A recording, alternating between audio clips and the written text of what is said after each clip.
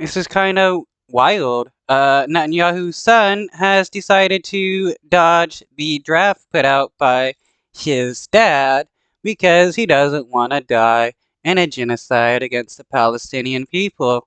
Why is it that Netanyahu can command a bunch of people to go and kill innocent Palestinian people, but when it comes to his own kids, he allows them to stay out of the fray? Almost immediately after the Hamas attack on Israel that began on October the 7th, thousands of Israelis who were around the world have returned to Israel to join the war effort, bearing in mind that just about every Israeli is trained in military combat and is an available resource for the Israeli Defense Forces for an eventuality just such as this. Among those who very conspicuously have not returned is Prime Minister Netanyahu's son, Netanyahu, who is in the US. A photograph. Wow, that's hilarious. He's hiding out in the US because he's too much of a coward to actually do anything that his dad wants. Has been circulating, allegedly showing him on a beach in Miami.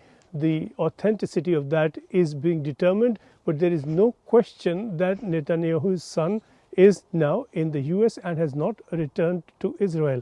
And this has led to a great deal of disquiet within Israel, particularly and most worryingly for the government, within the armed forces. A number of soldiers fighting on the front, and these include those who have returned to Israel recently, and many of them who have returned from the US, have been saying that this is outrageous, that Netanyahu's son should have been right there.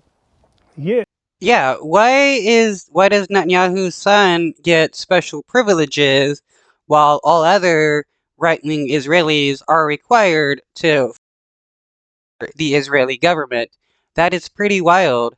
But this just goes to show the special privileges that you get when you're the son of a corrupt prime minister.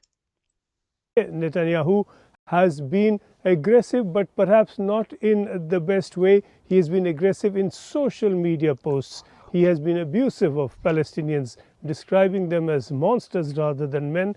But this kind of hyperbole, this kind of Well, that's what fascist people love to do all the time, describe their enemies as animals, and that way people feel less sad when you're killing innocent babies and children because all you do is consider them as animals.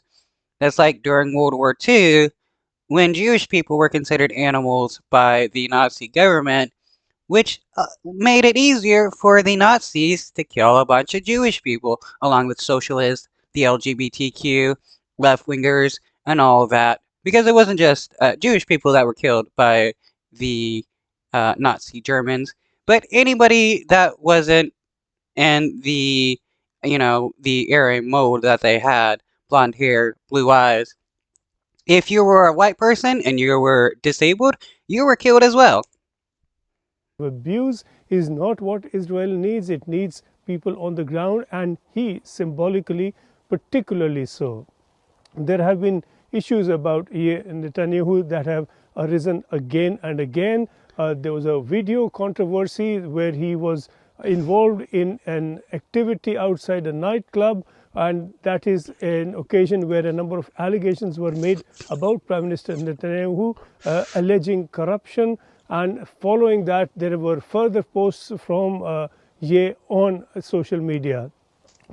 Well, yeah, he was facing corruption charges before he became prime minister again, and now that he's prime minister and going on the offensive with a Palestinian genocide, nobody's really talking about how corrupt he is anymore. It has been reported in Israeli media that earlier this year, Netanyahu was cautioned by his father and by his mother Sarah, who is Prime Minister Netanyahu's third wife, against social media posts.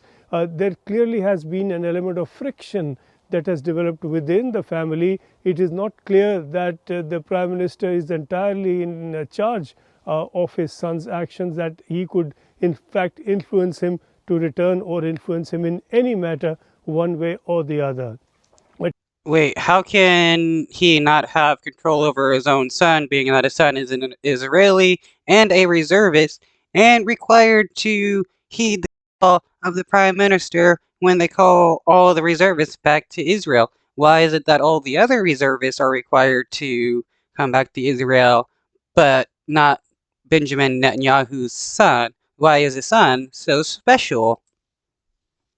But clearly, Netanyahu is not doing himself any good at all by positioning himself rather comfortably in the US when his mother country is at war and when